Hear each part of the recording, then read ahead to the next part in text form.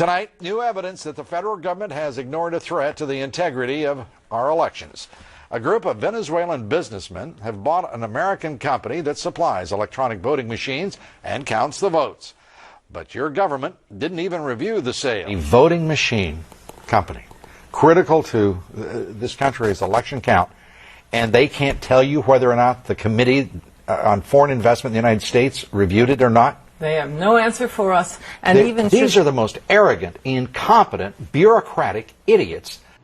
Smartmatic, based in Boca Raton, provides voting machines in local elections in the United States, like this election in Chicago in March. But Smartmatic has only 5 to 7 people working in Boca Raton, Florida. Smartmatic is a labyrinth of international holding companies owned by Venezuelan businessmen. The Smartmatic and other voting machine companies are private companies. They have proprietary software they can call a trade secret. Electronic voting experts with extensive experience say it's nearly impossible to verify if a proprietary system is tamper-proof. All of the voting system vendors in the United States are private companies. The problem is the closed-door proprietary nature of the process. The closed system we have right now makes it extremely hard to find out what's going on.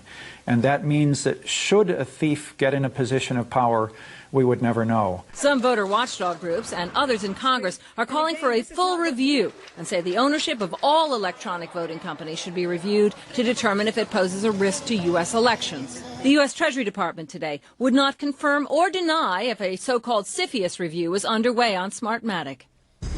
Watchdog groups question why U.S. voting machines would be under the control of citizens of another country, especially a country whose own election process is highly suspect. We believe this is a national security issue.